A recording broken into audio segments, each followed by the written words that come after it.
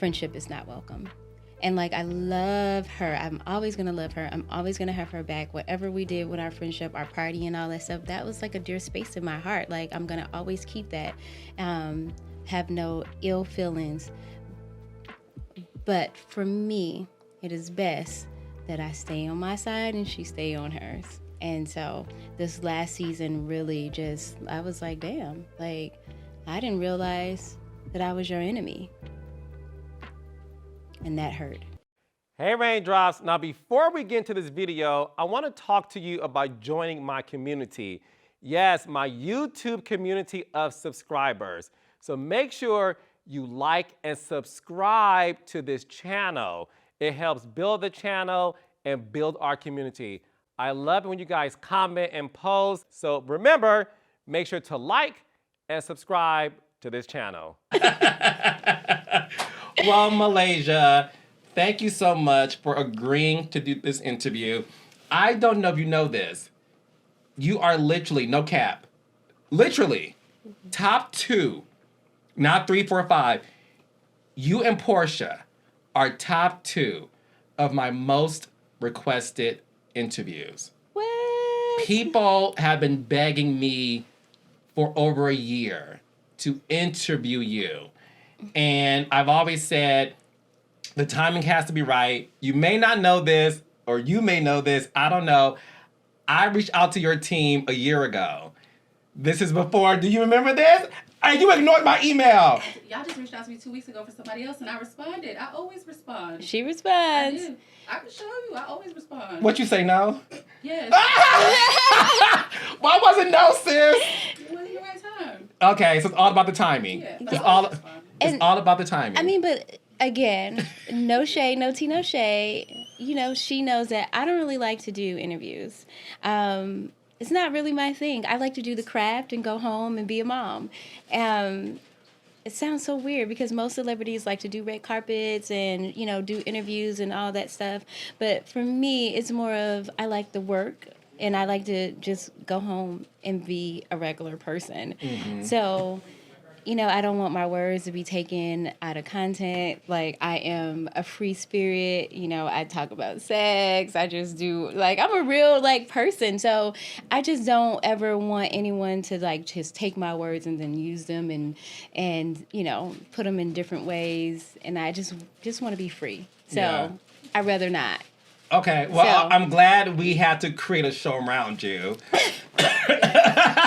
For me to talk to you. So I just want you to know I'm honored. The Raindrops are honored. But before we get into your illustrious career... But wait a minute. Yes. I'm honored that you created a show around me. Because, yes. You know, I was like, oh my God, that's so sweet. Oh no, when Roger called and said, we got Malaysia, I said, well, we have a show now, ladies and gentlemen. And then we built the show around you. I was so honored for that because I retired. Like, dead ass, when I walked away, I said I will never do reality TV again. And so, like, I think, like, I kind of lightly touched on it. I went to church, and my pastor was on fire this day. And so happens that, like, I always come into church when he's already on the pulpit. This day, we ran into each other. He gave me the biggest hug. He stood back. He looked me in my face again. He hugged me again. He got on the pulpit and lit my ass up. Excuse my French. He was like, look, God put you in positions for a reason. He was like, I put you there so that you can show my people what it looks like. He said, I didn't tell you to leave permanently. I told you to leave for a second. And you'll be back. And I was like, he ain't on me. I thought he was just talking like a regular. And then the next day, I got a FaceTime call, and it was Raja. And it was like that familiar confirmation that you are entertaining this a bit, but, like, I still was like, no. But when I seen her face, I was like, this is home. This is where I'm supposed to be. They're going to take care of me. Like, and not to mention, I'll be now working for, you know, for a familiar face that I can see. I can be working from home.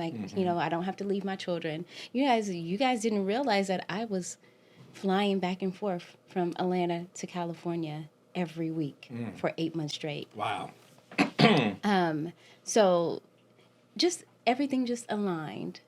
God gave me the confirmation.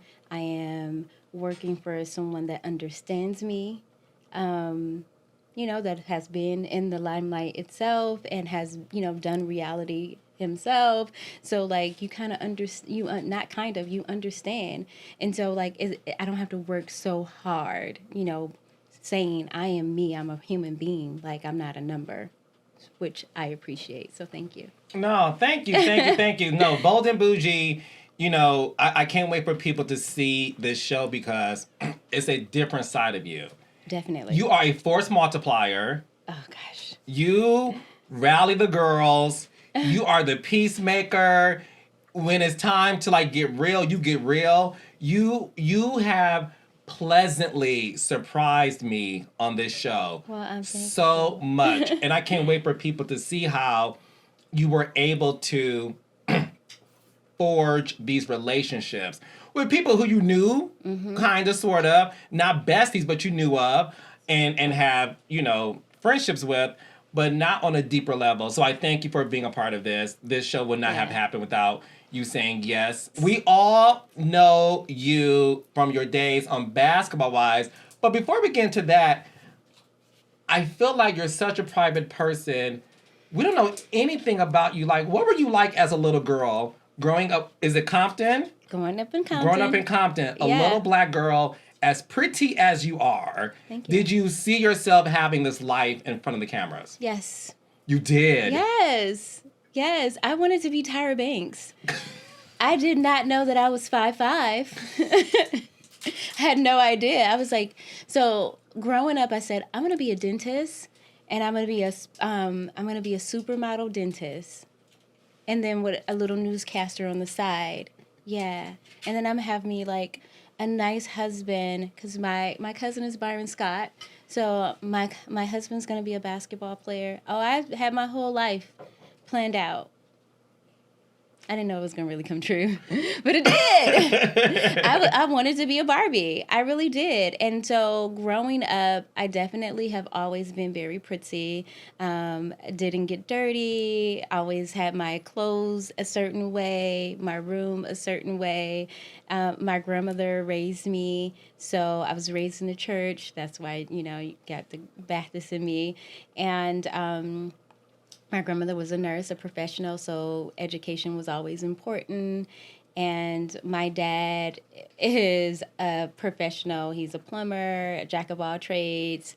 And so I literally have like a village around me. My grandmother had 14 kids. 14. So I got 56 first cousins. I can go, like, in LA, I can go out the door and literally I'm going to have a cousin right here, right here, right here, right here. Our family is thick. We love each other. We really, really do. And so I just never really had it. I was always coddled because I have so many big cousins around me, and my uncles and my mom and my aunties. Never really had to do much. But I always knew that I was loved. I always had support to do what I needed to do. And so when I graduated from high school and went to college and met my ex, when I met him, I knew it was him. Like, I knew he was my husband. I met him 7 times. 7 times. What do you mean 7 times? 7 times. Crazy enough. So the first time I met him, we, like, just interact. Like, hey, how you doing? Whatever. And, he tried to talk to me, and I was like, no. Then I met him again somewhere else. And then I was modeling for Magic Johnson, and he was there. He played for the Lakers at the time. And I was like, oh, this guy again. So then last time I was going in a club, and, not the last time. The second to the last, where he put his phone number in my purse. We were going in a club, and he was like, the bouncer was like, take her to where she needs to go. He was like, all right, girl, come on. So after we were leaving, he wrote his number down and shoved it in my purse. And I was like, I'm not going to call this dude.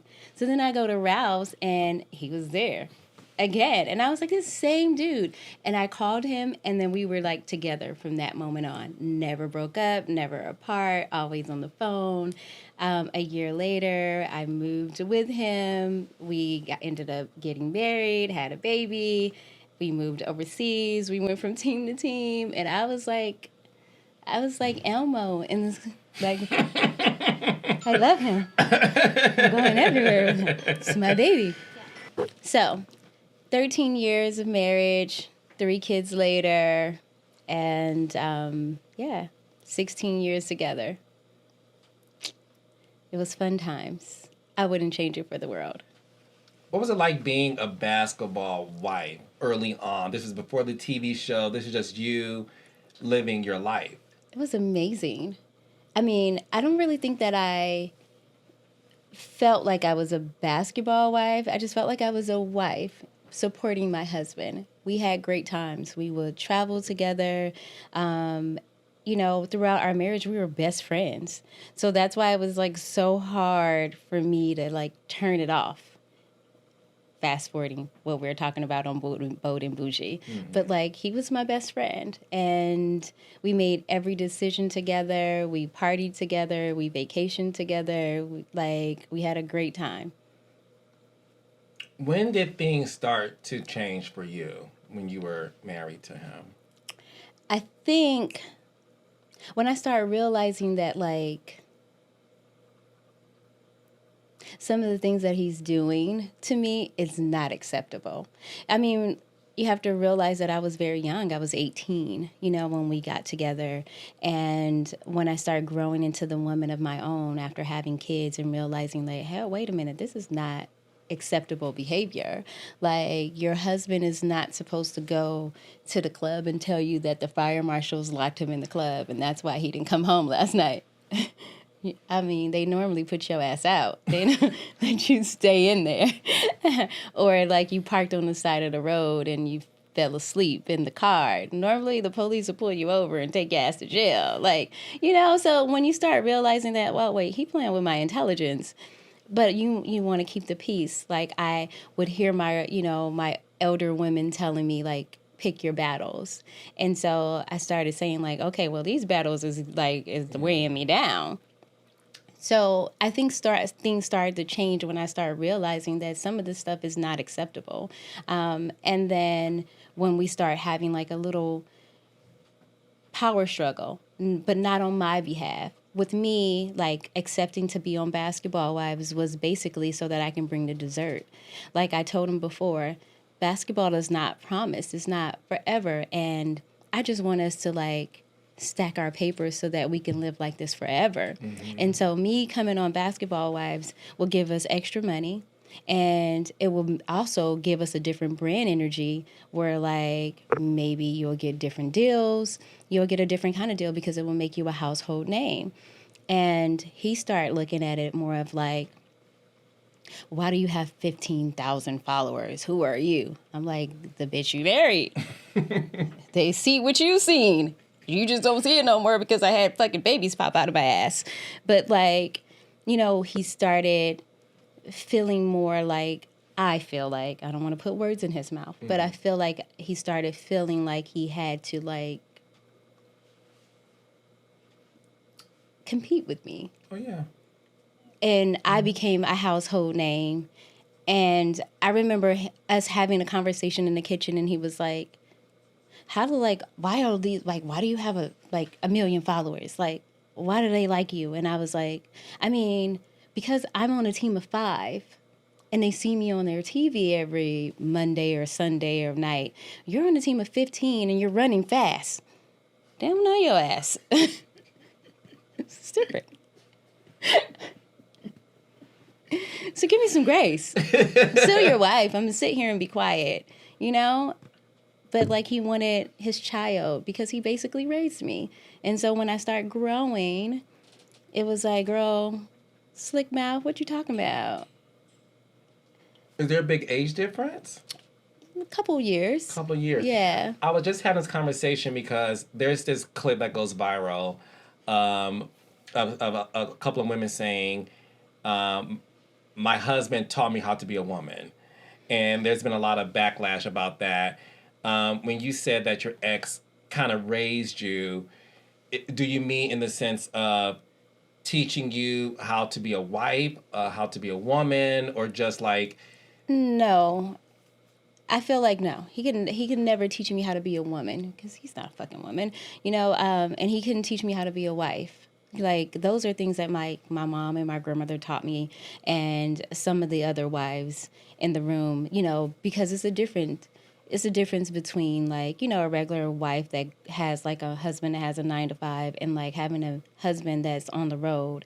Like I learned from, you know, Larsas and the Kim Davidsons and the Anita Scotts on, you know, what to do, how to like pack a bag, how to like when they having a bad game, stay out of the way, just little things like that you know you kind of pick up along the way. And just how to pray over your husband when he sleep, at his feet, his hands, and all those things. So like, you know, we have our own little community that we, you know, will talk and stuff like that to each other. So that's not that. What I mean is like just teaching me like what he wanted in a woman, you know, and teaching me how to, like, he would be like, you don't need to be her friend. I was young, so I would be like, okay. I followed his lead, or stay away from that family member, or there's things of that nature. Just like growing up together, I raised him to what I wanted him to be, how I wanted him to dress, how I wanted, you know, things that I wanted. Like it was that mean. That's what I meant. Like not raising me to be who I am today, because no, never. Like that's all Ruby Jewel. That's all my grandmother. She put God in me. She showed me how to clean, how to cook, how to be a great human being, how to treat people how I want to be treated, how to treat the janitor the same as I treat the CEO, how to smile at everybody, how to dance in the rain. Some days it's going to rain on you, but you got to still have God first. Those are all the things that I was taught as a young girl. And it just transferred into being a great wife. He just taught me how to be in a relationship with him. And there was some good ones, but there was also some bad shit too that I was like, wait a minute, bruh. No. I think husbands are supposed to come home at night. Like, I don't think husband's supposed to dip it somewhere else, you know? So, and my pastor is calling you, answer the phone. So when you got the call to do Basketball Wives, okay. Was that a time in your marriage where you felt that you needed to have something of your own? Woo. Yes and no. So, crazy enough, my older son, who is now 17, he was 3 at that time. We were outside doing a nature walk. And he goes, Mommy, Daddy goes to work. When are you going to go to work? And I was like, Mother, I'm at work now. I was like, well, Mommy's at work now. He was like, I'm not a job, silly. He was like, when are you going to go to work? Because Daddy makes the money, so he got to say so. And I was like, at 3. It's them Libras. We are kind of mouthy. Yes. And so I'm not even gonna lie, that was like at the back of my head, like, okay. And so then we got into it, and then he told me that he paid a cost to be the boss. And I was like, I didn't get that. I didn't get that memo. So cool. So Basketball Wives just so happened to come up. And first I said no, because I'm not I was like, I'm shy. I'm still a little ghetto. You know, I'm not going to part from that. I'm still a little ghetto. You talk mess to me, I might go upside your head. Like I haven't partied with that yet. God's still working with me, so it may not be the best thing for me to do because I don't want to mess up his career, you know. And so I was like, no, because Brandi actually wanted to do it first. And so she went and did some things with Basketball Wives Miami. And she was like, those ladies are older than I am, and I have nothing in common with them. And so she was like, come on, friend, please just come do this thing with me. Shawnee is trying to do a LA show. And I was like, you know what? Fuck it. My son's saying I'm a loser. I'm in here cooking and cleaning, wiping his ass. I might as well do something. Ain't nobody appreciating my efforts in this motherfucker. I'm looking good. I just had... Fine. So I went, and then, like, you know, it was all history. We went and we, like, went in front of VH1, and we talked about what it would look like, and the cast looked totally different. Like, it was, like, Melanie Fiona. It was, Yolanda Smith. I feel like Shawnee, Brandi, Maxfield, and one other Was Laura Gavon a part of it? Not in our thing. Not in your thing. Yeah, so... Jackie Christie? No. Wow. It was like some whole different other crap going on. And so when I, like, went to set for the first day, I was like, who the... Oh, yeah, I got me fucked up. What? Shawnee, where you at? She was like, girl, I ain't coming.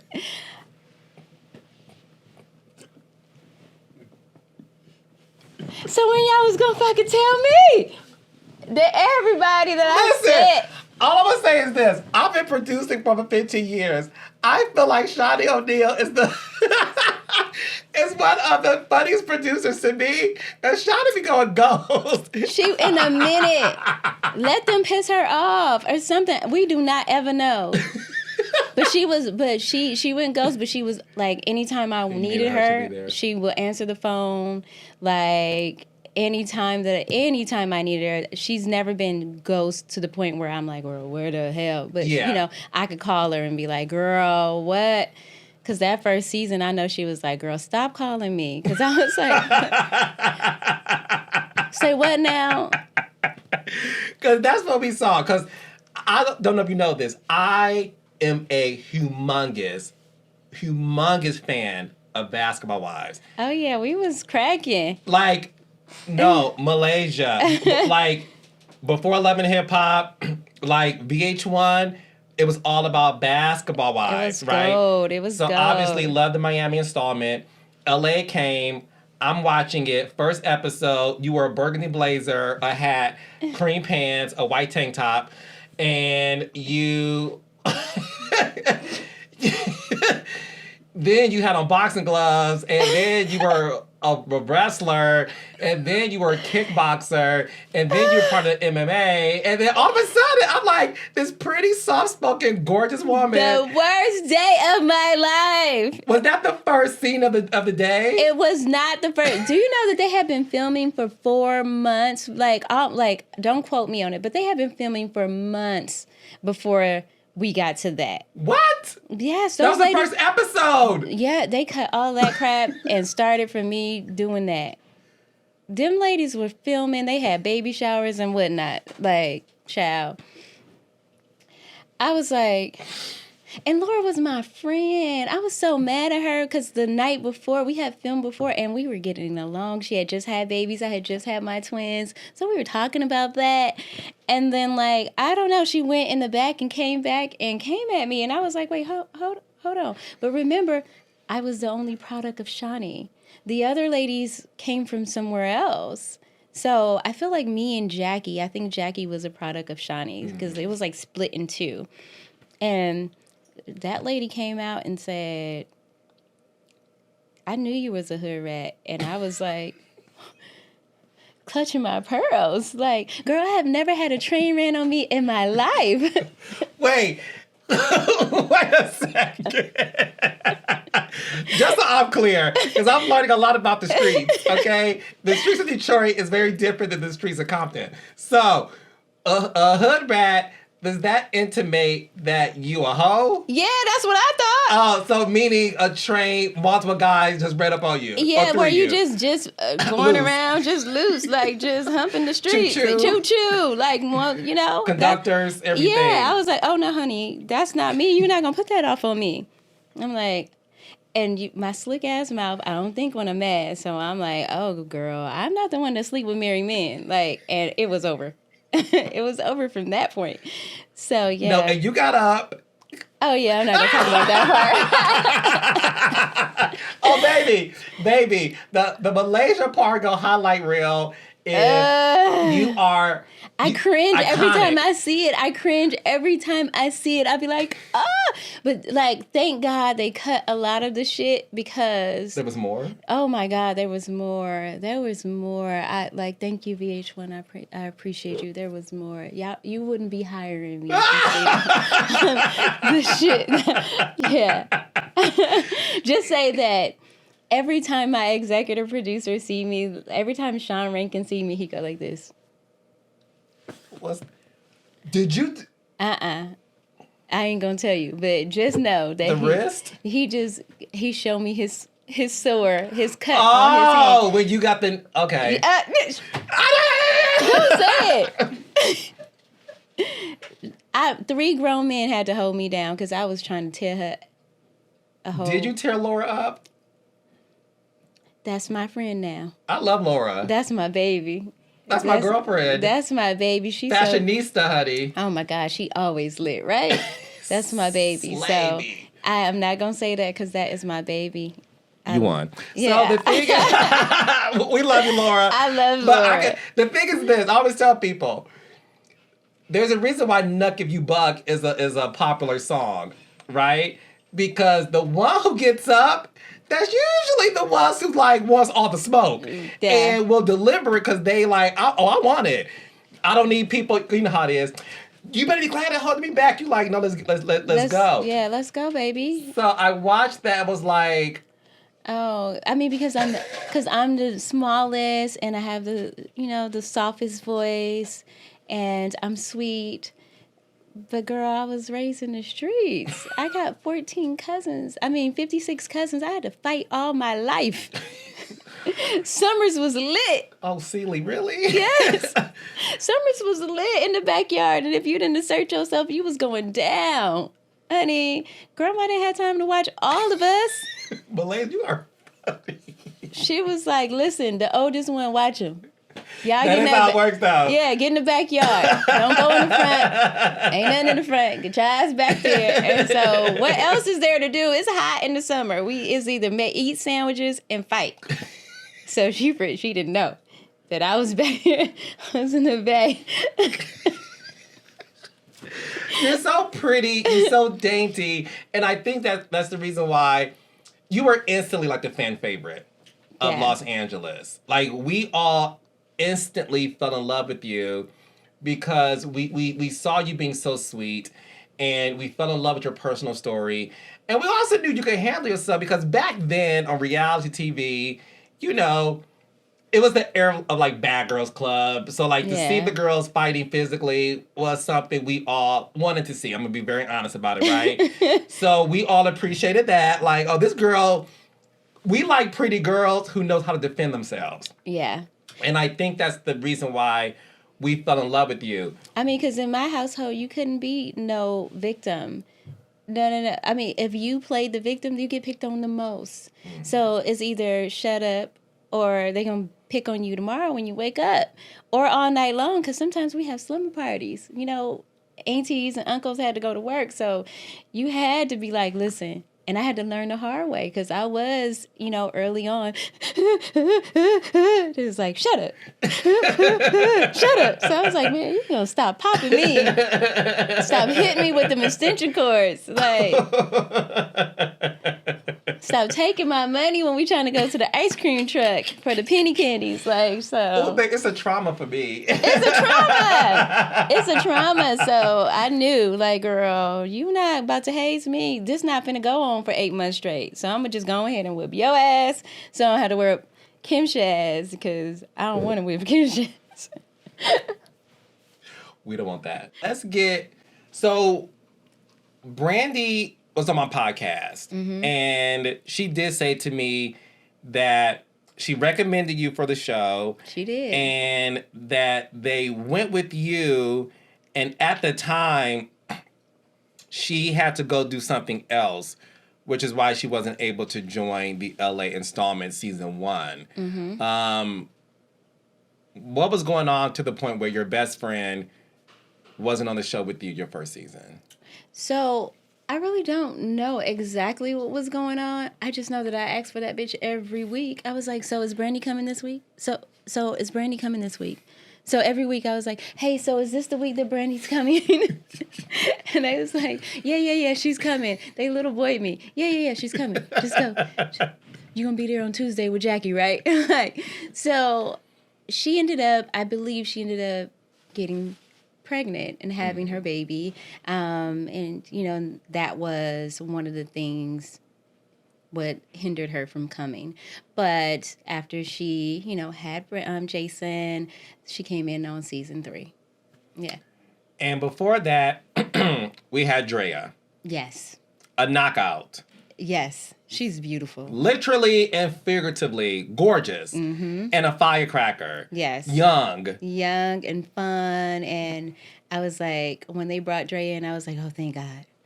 Like, someone else, like, to bounce off of. Because at this point, like, I was the youngest. So it was, like,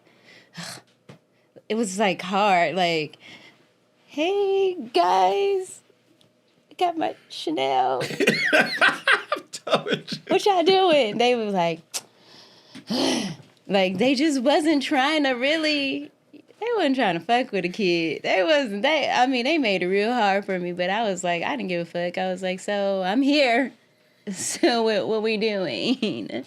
And then when Drea came, I was like, oh, yay, someone that I can bounce off of. She wasn't, we were in the same age group, and she was young and fun, and it just gave it a little more flavor. What was it like working with Drea? The first couple years, it was fun. And then once she, kind of start feeling herself, it was a little tedious. Not towards me, but towards the other people. Because they didn't like her. So it will come into a point where, like, if she wasn't filming and I was, and I had to defend her the whole time, I always found myself, like, defending my damn friends. Like, most of my arguments came from other people's shit. And it don't even be stuff that I did. I would be like, fuck. Like, Brandi's not here. Why you didn't tell her on Tuesday when you seen her? Like, now I got to sit here and argue for Brandi all week long. Like, really? Why you didn't tell Jackie that when you seen her? You knew she wasn't shit on Tuesday. Now I'm here on Wednesday, and I got to argue about it. So it was kind of that thing. Like, I had to argue for Drea, but I felt like she held her own. She wasn't, she was a little scary. But, like, she held her on, and she was very witty and funny, and she brought, like, the beauty appeal to it, and I enjoyed filming with her. This industry is small, and one of the things that people did say was when Drea became, like, the fan favorite, that some of the girls were jealous of that. I don't think that they were jealous. I just think that they were more like they knew... I'm still finding out things. So while I was filming, there was a lot of things that I didn't know about Drea, which I wouldn't care anyway, because I'm the type of person, how you treat me is what I go off on. I don't really care what you did in your past life and what you're doing. As long as you're a good person to me and mine, we're all good. But from what I'm hearing, that there's other things that I cannot speak to that was going on, and that's why they didn't like her. I was like, I just found out some shit like a week ago. That I was like, that makes sense. So I feel like that's the reason. And they can't say why they didn't like her. So it wasn't that she was fan favorite. It was like some personal shit. Allegedly sleeping with some of the men of the cast members. Allegedly. I don't know what you're talking about. I don't. I mean, yeah. And allegedly. You know what? No, it's all alleged. It's all alleged. It's alleged. But alleged is like fake. Alleged means it's done. So miss me with the alleged shit. But yeah, it was stuff that was done personally to that person, and she was fighting it but couldn't explain it because of legal reasons. So I'm not going to say that person was jealous. She was not. She had all right to be angry. Did the show get to Drea's head? No, Drea was already Drea. Yeah, she already came in very confident. She was, she's beautiful. She already came in confident, so I don't really think that it got to her head. I just think that like she just had a bigger platform to just be her, and rightfully so. Like I think that she was supposed to take it to the mountaintop. Like there's some people that take their opportunities and really exhaust it, and there's some people that take their opportunities and waste it, and she didn't waste it. You didn't waste time either, because you came in. I got 3 kids. As a firecracker, you amassed these millions of social media followers. You are becoming the face of Basketball Wives Los Angeles. We love you, Jackie Christie. I love you. Jackie, share the fucking spotlight. Okay? You can't be Miss Everything. But the girls love Malaysia, honey. While you were becoming the face of Basketball Wives Los Angeles, how did your husband at the time deal with that? Ooh, child. I feel like he did a pretty good job of ignoring it. Yeah, I'm going to say that. Like this did not exist. Yes. Got it. He did a really good job of ignoring it. He really didn't want to share his, at the time, his baby. I was his baby. And I don't really think he enjoyed it. So when we would go out and people would be like, can you take a picture of me in Malaysia? And when he was on the golf course and the lady was like, your wife is my favorite, he was pissed off that she called him all the way over to another hole to talk about me. He thought she needed some help. So, yeah. I feel like at one point he hated it. Then he started embracing it. And then he hired me as security, and all that stuff. I just think that, like, I don't really think it ever settled with him.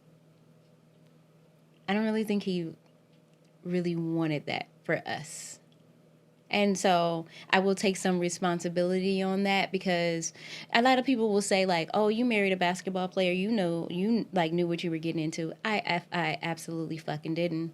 I thought that I was marrying a man that had an occupation, and I seen how my cousin was good to his wife, and that's what I wanted, Like, it wasn't more of a just I want the occupation. I wanted like a strong man that was, doing what he loved, but he was also really good to his wife, and I wanted that lifestyle. And my ex was really good to me when he was really good to me. I think that he didn't want that for us. And so I'm going to take some of the responsibility on that, because when I went into Basketball Wives, I knew that I was going to do TV, but I didn't really know exactly what I was getting into in its whole total. Like, I really didn't really take into consideration that I was going to be like known. People were going to want to take pictures with me. People were going to be in our business. Like, I really didn't. I thought like if I did the craft and stayed out the way, it would be fine. So I will own up to that. That is like maybe part of the reason why we're not together. What made you finally file for divorce? Ooh, child. Many nights of crying, many days of crying in the shower, many days of having my pastor call him. You wanted this to work. I really wanted it to work. I wouldn't have never thought that I would be a divorcee ever, ever, ever, ever, ever. I wanted to marry, stay married, have children, and die old together. I really never thought that I would be a single mother of 3. So I had no choice. I said to myself and God, first off, I asked God if it was okay to let go. He said, your husband is going through a storm. I need you to get out the way. So I moved out of the way. And so I said, I'm going to give him a year from today to go to counseling. And if that doesn't happen, then I'm going to file for divorce. And it didn't happen. Everything stayed the same. And so I filed for divorce, and it was the worst day of my life. But it was also like the best day of my life because I finally stood up for myself. Nothing was changing. It was like, it's my world, you guys live in it. So, here we are. Does it make you sad still to know that it didn't work out? I have like off and on emotions about it. Now seeing what I have to date with now, I'd be like, fuck, I should just stay with this. Should have just kept crying in the shower. Probably would have lost weight or found myself one of the two. I have heard these bills be kicking my ass. I was like, not the bills. Malaysia Parker, I'm done with you. Shit. I be like, nigga, get out of my face. I got big girl problems. You coming over here with these little kid problems and talking to me about some apartment shit. Move. But yeah, that's why they call me Fred. Like, I'm a whole too. Like, so yeah, so I mean, not just that, but no, like, I know. Just having like, it's for my children most of the time. Like, I am my kids first. I don't even think about myself. I just think of my kids. And when it comes down to like sports and father-daughter dances and things of that nature, I'm like, maybe I should have just stuck in there. But then I think about my kids deserve to see me happy. And maybe I wouldn't be this person that I am now if I stayed in a situation that I didn't feel appreciated or I was being mistreated. They deserve to see their mama happy. Amen. And so I'm happy with my decision. But when it comes down to them sometimes, and motherfucking bills, I'd be like, damn, I should have maybe just, stayed stuck in there. But yeah, that's that. What is your relationship like now with your ex-husband? What relationship? What ex-husband? I don't have no ex-husband. No, for real. We don't have a relationship at all. Y'all don't talk? We do not talk. If it's about the kids, we will, we'll talk about the kids, but nothing more, nothing less. Sad. And we went from my best friend to like not speaking at all, not having no conversations at all. Like, and it's better that way. Is this by your design or his? I mean, my design was, I was pulling. I literally, like, when I say, I laid down on the ground and said, walk over me so you can have a relationship with your kids. Like, I would be like, hey, you ain't called your kids. You ain't talked to your kids. He was like, I don't want to talk to you. So I was like, okay, no problem. I went out and got 3 cell phones. My older son has had a cell phone since he was 8 years old. Because I'm like, call your kids. Like, I got iPads for the kids, for the twins. They were 5. I'm like, you can call them on their iPad. Here's the numbers. Like, so they've been having cell phones for a very long time, just so that he can communicate with them outside of me. I would like leave my house so he can spend a night with them. Like, I would everything, like anything possible to make the relationship stretch. I will call him and be like, hey, Gennaro got an A today. Hey, Gennaro got a headache. He ain't going to school, even though he don't live in the house. I would keep him abreast to everything that was going on. But I found out that he really just didn't give a fuck. So I'm like, well, why am I stretching myself to doing all of this to someone that, like, actually don't care? So you're wasting your time. And what I think you don't get a lot of props on Malaysia is the fact that Lala Anthony talked about this, how for a woman to divorce their husband, that's hard. Staying is easy. Staying ain't hard at all. You just stay and you just, every day is Groundhog Day, but at least you kind of know where things are. You kind of have an idea of this is how things are going to be. The bills are paid. I'm good. She said, no, leaving is hard. I don't think people understand too that your husband did start out being this NBA player, and then as life happens, you start to play overseas, but the money isn't the same as it was.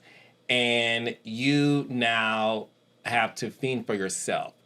And you being a single mother of 3 kids, you're a very traditional woman. I know you now to know that you believe in a man being a provider. Correct. And being the head of the household. Correct. And you don't mind being a woman, a wife, to service her husband and service her family. When you're at home in this big, beautiful house that you have, is it sad sometimes you think that at this age, you really have to do everything by yourself when the father of your kids is still breathing? For the longest, I never looked at it like that. For the longest, I was just so focused on providing for my kids so they can never have to go without. I wanted them, because I decided to walk away from it, I wanted to make sure they never felt what they could have had. I made sure that they had everything. The house that they would have lived in if they lived with him. So I worked my ass off. The cars, the activities, the clothing, the schooling, the Lord, me. I decided not for me to not have a life just so that they will never feel alone. And I never looked at it like that. It wasn't until like my girlfriends and my mom got in my ear and was like, you are allowing him to live scot-free while you are stretching yourself thin. Like, you are working your fingers to the bones and you don't have a personal life because you are everything with them and nothing to yourself. You can barely hang out with us because you got this job to go to, you got this business you done created, you done did all of this because you are making sure that you're there. You're helping with homework, you're at activities and all these things because you don't have any help. And it's not that I'm looking around like this, I got this beautiful house and I don't have the husband to share it with. Obviously, I want to like a warm little balls or something, to touch on sometimes. Yes, but child. For the most part, like, it was more of I'm out here grinding because he said no, so I can't say no. Like he said I'm done with y'all. When he divorced me, he divorced the kids. I feel like because he's not holding up his end of the bargain, which is sad. He sees them when he see them. When's the last time you seen them? They played the Hawks November, and he seen them overnight. Like, he called and was like, oh, yeah, we're coming in town. Can I see the kids? I'm like, sure, I'm never going to tell you no, But I wish, like, NBA schedule is printed out ahead of time. So you've been new, so you should probably plan ahead so that they can know ahead, So it's always right now on his time when it's convenient for him. And I am now, which I hate doing, making my kids aware of that. Like, don't let people treat you as a convenient. You are always important and special to me. So you're first in my world. I wake up every morning with you first. I wake up every morning fighting another day because you were first. I would never want to lay down and die because I need to know that you were straight first. Like, I can't even die in peace because I need to know that you guys are first. And so if you have someone else that is supposed to feel like that in your life, you need to check him. Like, there's a way that you can talk to your father without being disrespectful. Like, you can say, Dad, can you let us know ahead of time? Because we're not prepared. We don't got haircuts. My hair ain't done. Like, you want us to come at the last minute to see you for 45 minutes. That's not cool. We see you at the game coaching, and then you're going to say bye and whisk away, So I just want him to just straighten up because my kids are awesome. They're awesome. Like, there's great kids, good grades, well-mannered, very athletic. My baby son looks after him. As I was getting in the car today, he was outside on the golf course because his daddy played golf. So he wants to be able to bond with him when he does see him, you know? My older son looks exactly like him, but refused to play basketball. Won't tell me why. We all know why. He played football. He's great. He's a wide receiver. And my daughter, she is a competitive cheerleader. Amazing. Like, all of them, great kids, well-mannered, and they're like a joy to be around. And so I will break my fingers, break my nails, go without hair, makeup, and all that to make sure that they have a smile. And I just wish that he would do the same. Your fans want to know if you ever got the alimony. For 2 years, 1 year, 2 years. I feel like I got it for like 2 years. He stopped. So I filed for divorce in like 2013, I think. He stopped paying child support in like 2015. So yeah, I've been doing this all by myself for 9 years. And so everybody will be like, oh, I ain't saying she a gold digger. Not the gold digger, baby. I've been doing it myself. Didn't get it. I'm supposed to get it. I'm waiting for it. So I'll let y'all know when I get it. Well, we're praying for you, and I want people to know what an awesome mother you are. Thank and you. We've experienced that working with you because you definitely build your work schedule around the kids, and they come first. They definitely, because I'm all they have, though. Yeah. Yeah. If they had someone else, then I can lean on someone else. But like, I'm all they have, and I try to make it fair. So I don't have a choice. If they don't go to school, we're going to jail, and then you guys will be doing reality Bold and Bougie from jail. No love after lockup here, baby. It's Ween TV, but it ain't that. It ain't that. You have experienced, obviously, that breakup, but one of the biggest breakups that we've seen on this show is between you and Brandi. The original Frickin' Frack, you guys were like Evelyn and Jen, two besties. We were all obsessed with y'all friendship. As we see the Malaysia highlight reel on that show, it's definitely, I was watching a scene the other day of you really defending Brandi against Sunday Carter, and like just being like, no, that ain't what she said. Y'all walking up the stairs and you. So when you talk about how you had everyone's battles, I'm like, you're not lying. I really did. You really had your girls back. Where did things go wrong between you and Brandi? I think it wasn't even a matter of like it going wrong. I just think that it was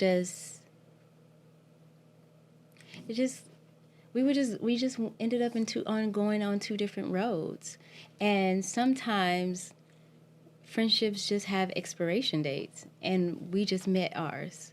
And so like for me, it was never like a beef, like she nor I could ever pinpoint an argument or disagreement or anything like that. I just think that we just went our separate ways. And it doesn't hurt that like we live in two different places. It doesn't hurt that I'm going through a whole different life than she is. A lot of the time, like I have a problem with being so selfless that I breathe mine, I bury mine, and then I listen to yours, and I go in action to fix yours. And I think that I'm in a space right now in my life that I'm tired of doing that. I have problems too. And so like I can't just eat yours all the time, and I can't just go with your flow, and I can't just do this. I have other shit going on in my life too, so I'm not available to sit on the phone all day long because it's 3 against 1. And I'm not available to like go hang out, eat, and drink and all that because niggas got to be chauffeured from here and there and there and there. And I'm not available to go on trips and things like that because I got to make money. And so I feel like not just we, because I can't speak for her, but I will say with me, like my life has taken me down a different journey. And unfortunately, it took me away from her. No love lost. I love her. I'm always going to still have her back. I just would prefer not to be friends with her anymore. did your last season with her cement it for you? Because And before it was like, I love her. We just like, we're just kind of in a weird space, that, and we'll come back around. And friendships, sometimes that happens, like where you'll just be in a weird space and it's nothing that completely happened. You just, maybe one of us didn't speak up in a situation, or that something happened and we didn't speak up or communicate right. Not saying that this isn't our case. This last season, it just really like just showed me like, oh, okay. No problem. I understand. I got you. And you don't ever have to worry about me again. was it hurt? Let's have a real conversation. Yes. Because I'm a fan of the show. Mm-hmm. And Brandi was on my podcast, and we joked because I called her Ag. This is before I interviewed her. I was doing my recast. I'm like, Brandi, I love you. You're mad Aggie. You're annoying. You're aggravating me. But I love you. And we talked about it on the show, on the podcast, and we're good. But as I'm watching the show, I felt like she was putting off on the cameras when it came to you. I felt like she knew that it was a big moment.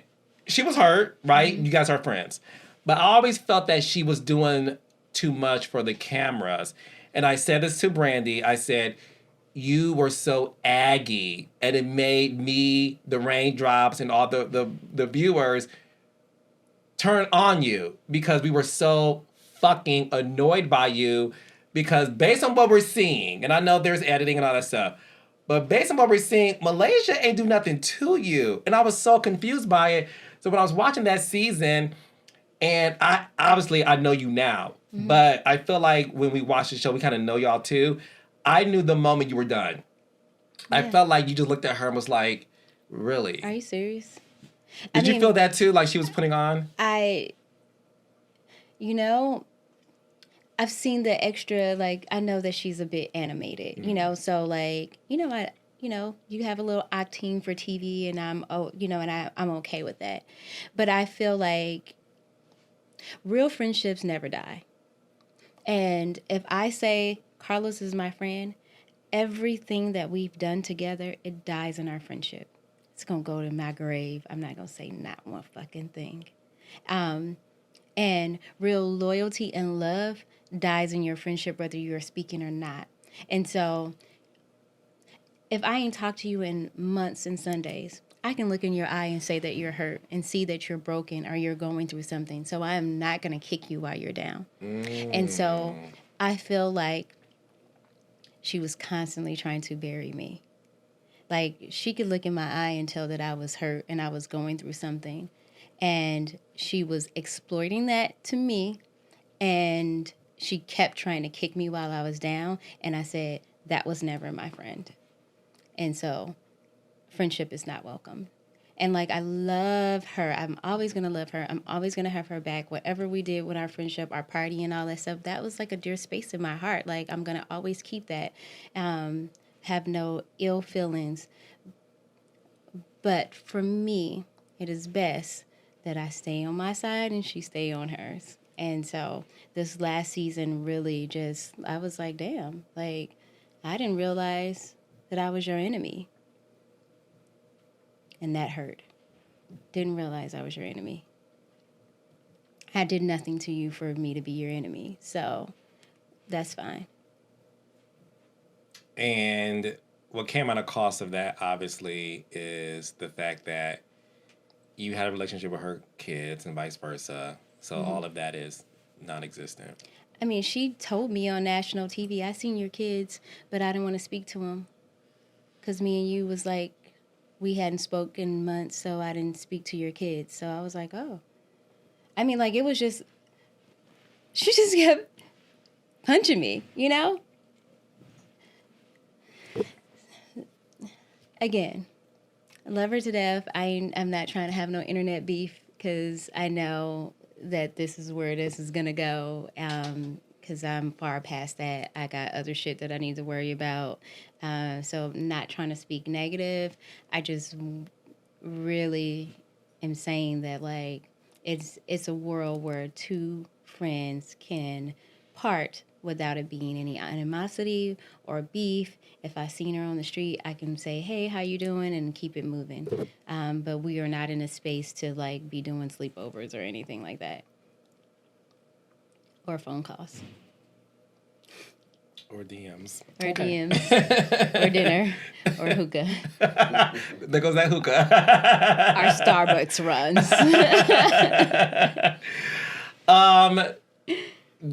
Your last season, I could tell was very tough for you. You can tell. It was. We did everything but the suicide note. Why do you feel like us? Listen, you and Jen always had, not always. Oh, she don't count. She don't count.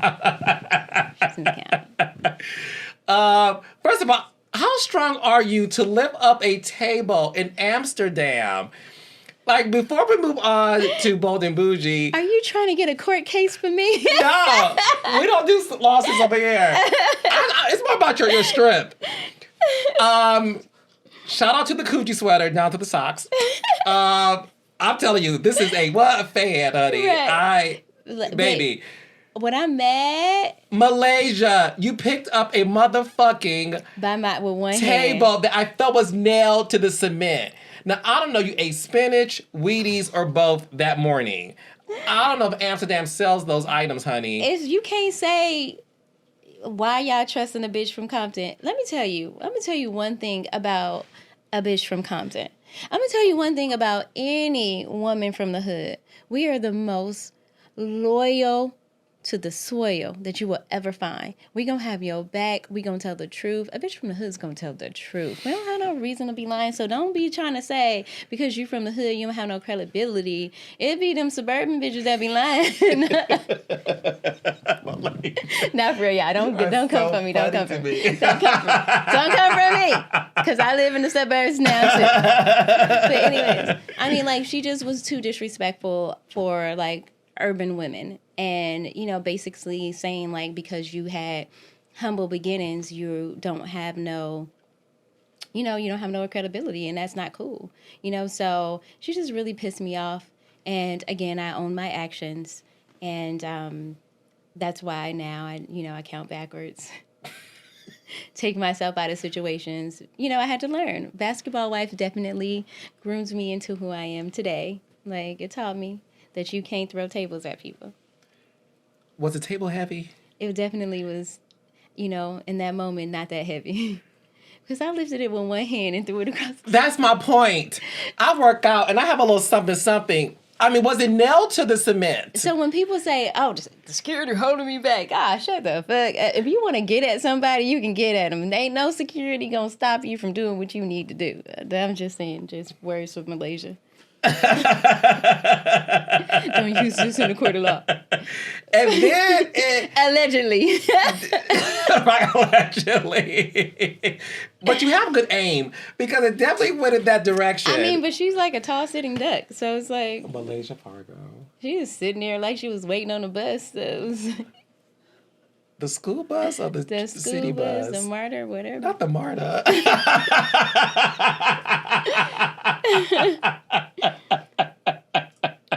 But no, seriously, like, I mean, Jen, she's sweet.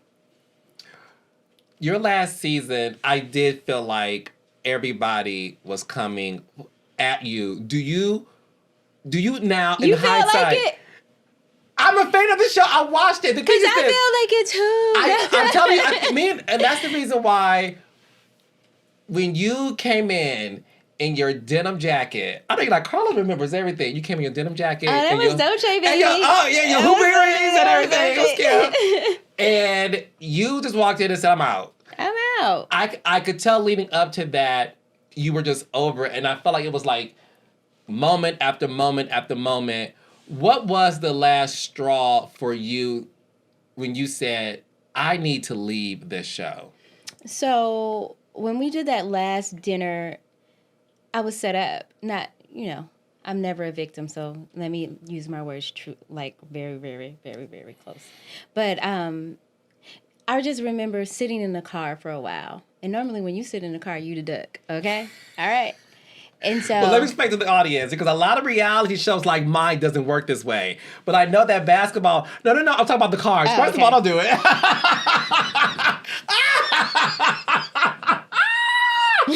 What'd you say? Not... What'd you say? Well, it's funny. Okay. Eva Marcel, I love her. She said on Housewives, if you don't get a beat, that's because you are the beat. Period. You don't get a beat. You wait in the car. You got a longer. You got your call time is later on in the day. You are the story. You the meat. They You the delivering meat. you. So on Basketball Wives, you girls are transported by production. Correct. Y'all don't self-drive yourself. Yeah. You're transported by production in a black car or a van or whatever the case may be. No, Well, season 1 was minivans. No, it was not. It was always a black car? I was always transported in a black car. Come on, Lawyer, working out that deal. Thank you, manager.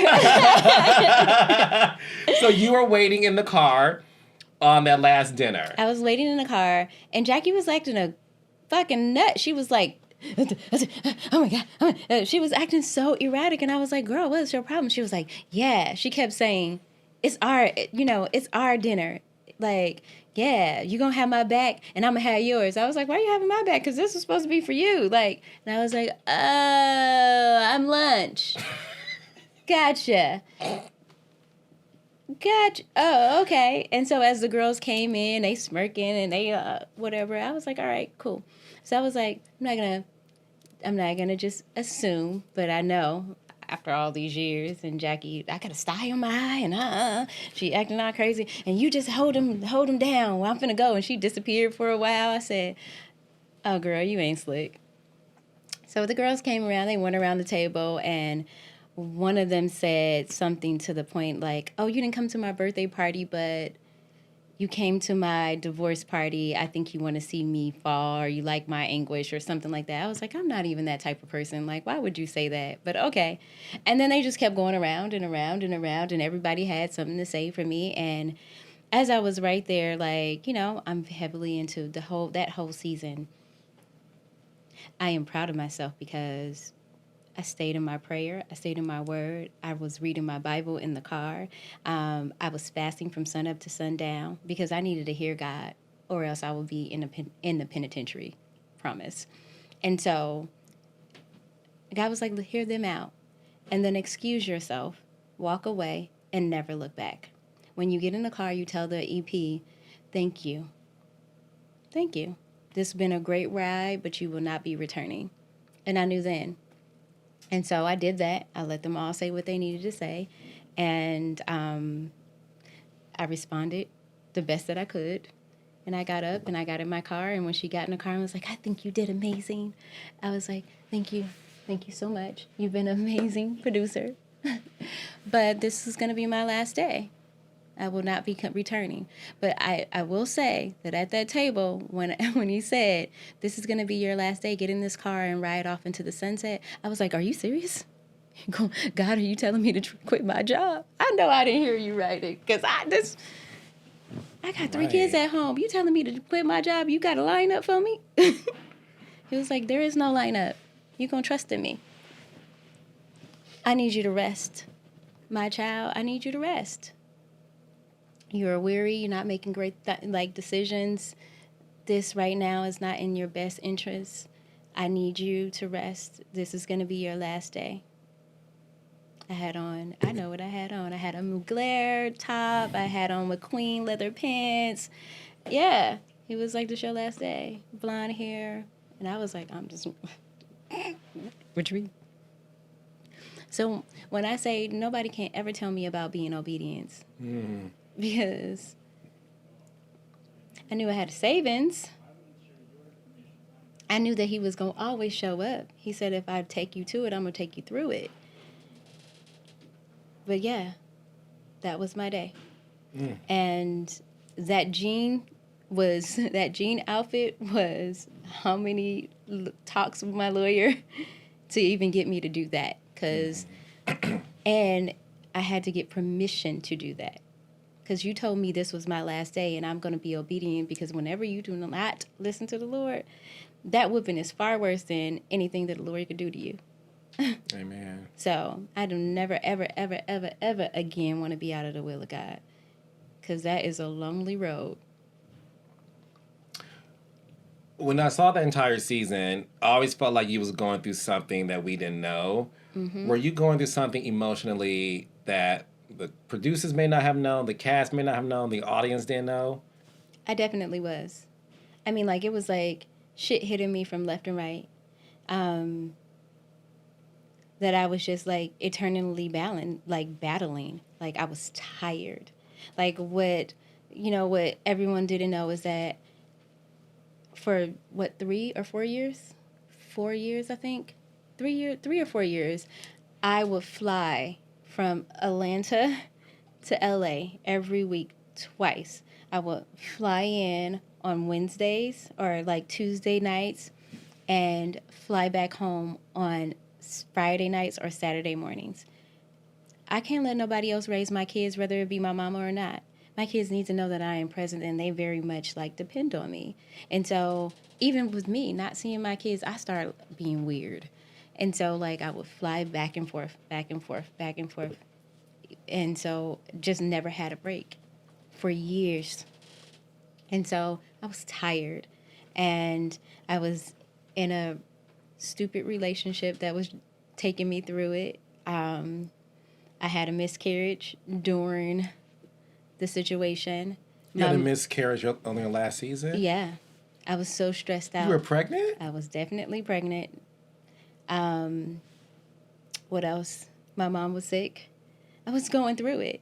And when I say that I was so broken, when I say that a real friend would have been able to look a person in their eyes and tell by the way that they speak, the way that they move, the spunk that they have, that this ain't the time. This ain't the time.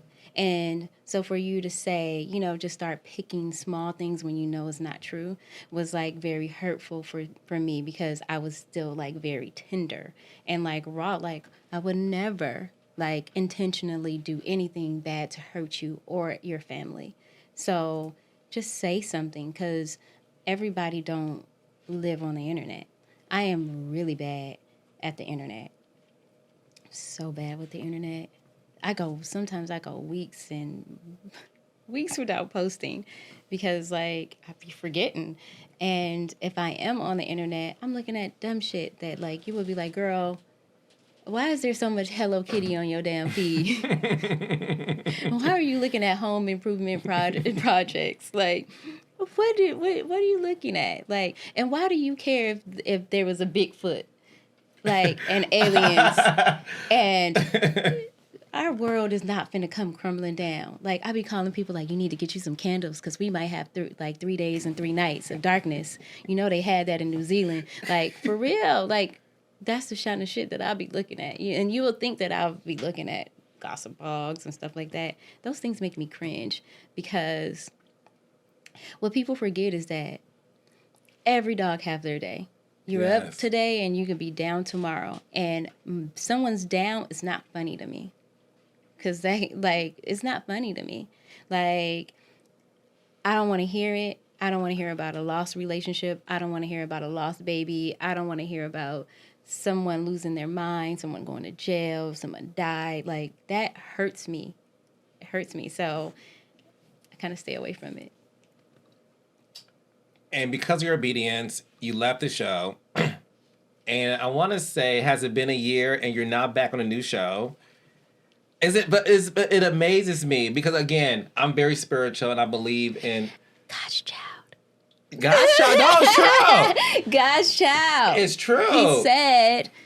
I said, take a break. He told me in that when I was sitting down, he said, you need to take a break. I need you to gas back up. My people need to see me. My people need to see my hand. They need to see what I can do. If you just believe and you have faith. And I looked at him and I never one time said, I don't know where it's coming from, because no matter what, he always provide. So, and he said, Sending you to the raindrops. Yeah! You're one of the queens of the kingdom, honey. Send me to the raindrops. When you came across our desk, we said, we do not have Malaysia Pargo. Like, there's no fucking way. And Raja was like, no, she wants to do it. And I said, we're building a show around Malaysia. This is huge. WeTV was super thrilled. Bold and Bougie is such a departure from Basketball Wives, but I want you to tell the world what they can expect from Bold and Bougie. Oh my gosh. So again, Basketball Wives was my baby. I started it from season 1 to season 11. So it was so bittersweet, but it was definitely needed. Bold and Bougie is my new baby, my heart. I love the women. I mean, like, just like-minded women with beautiful hearts that already got their shit together, that just know how to play ball. And you don't know what breath of fresh air it is to be around bitches that got shit to lose. It feels different, right? It feels different. I go in there, the air feels different. I'm like, all of y'all got businesses. we all got stuff to lose, baby. So the likelihood of Goshay turning around and hitting me with her high heel is slim to none, because I would have all them breakfast bars under my lap.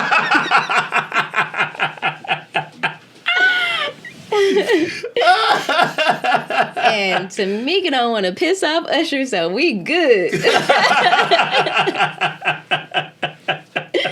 I mean, but yeah, just, being at home, not having to travel, working under a production that understand, that we are humans, that we're people, we have feelings, you guys treat us like family. I love that. I love that. And just the ladies, they're just super spunky. They have, they're glamorous. And Crystal's a wild card. I let her cuss me out. It was so cute. Oh, no. So we won't give too much away, but... It was so cute. It starts off rocky between Malaysia and Crystal. But she's the baby. And then Malaysia has a friend that gets into it with Crystal. Then Malaysia and Crystal get into it. But the beauty of this show is this. Again, not my fucking fault. Right. Because you always defended your friends. You didn't do anything. But it goes to show you that women can know of each other in Atlanta, because that's how Atlanta is. We kind of know each other. We see each other out. Mm-hmm. But the fact that you guys said, let's try to form this sisterhood, it gets rocky. You, like I said earlier, are the force multiplier. You activate the girls. You get the girls together. You become peacemaker. You know how to get into it and get out of it. But it always comes back around. This is such an answer to what a female ensemble show should look like. It's definitely the answer to my prayer, because we all have the same vested interests, and it's to get along, to live in peace. We're not gonna always agree, but we don't want to tear each other down. And that's the biggest part of it. And once I seen that, I was like, oh, yeah, this is gold. Because, we don't want to tear each other down. We want each other to be better. And so I went through a period, without giving away the show, that because I came from a situation where I couldn't reach out and ask for help.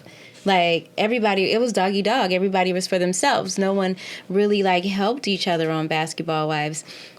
Here, they girl, we're here for you. We'll help you. And I was like, huh? What you would do with it? What you gonna help? That was different for me. That was so different for me to have somebody say, no, we're here for you. Whatever you need, just call me. Why you didn't call? Why you didn't say nothing? And I'm I didn't know I could. So I will say that I am building another family. So I love it.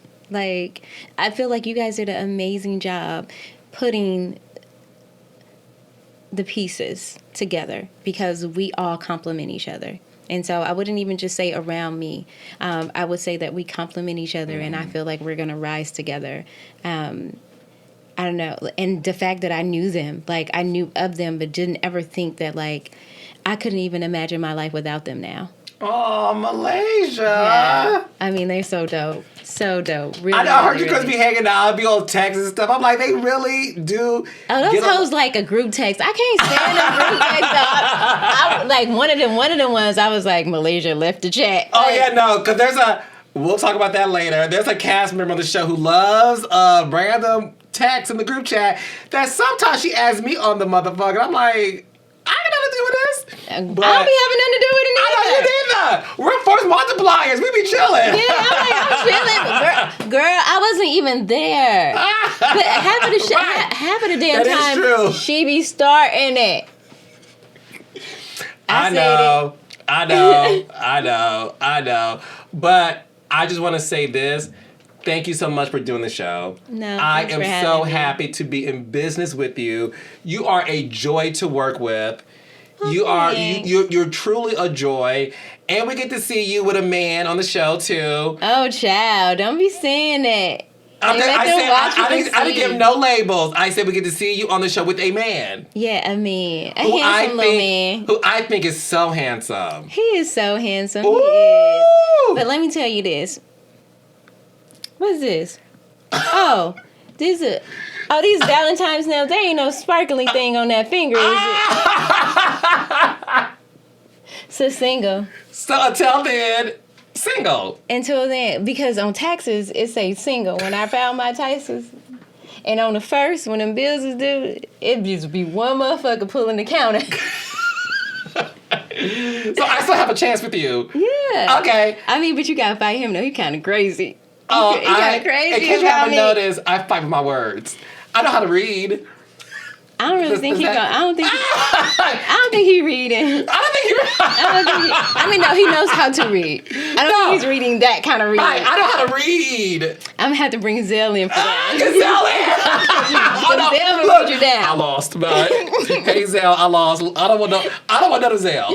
Zell will read. Zell, and just you know, my breath smells good. That's what I'm gonna say. 'Cause Zell, he goes, friend, you want me to come? I said, I know. Zell, leave me alone. No, I know Zell. Zell is a sweetheart. Hey Zell, he's so sweet. No, he's a sweetheart. I've known Zell for years. He's a sweetheart. But thank you so much for doing Bold and Bougie. Catch that every Thursday, 9 o'clock 8 Central on WeTV. Premiere is February 15th. Every Thursday. Bold and Bougie. And you get to see this beautiful one right there. Malaysia! You guys are not gonna be disappointed. It is definitely a treat. It's a treat. It's Malaysia's back, bitches! I'm back. I never left though. Yes, thank you, baby. Thanks for having me, I love you sweetie. so fucking much. Oh, Thanks, Bill. All right, Raindrops. Now, I hope you enjoyed that video. And if you did, that means you should love these suggested videos right here. So make sure you click on one of these and watch it. And don't forget to like and subscribe to this channel.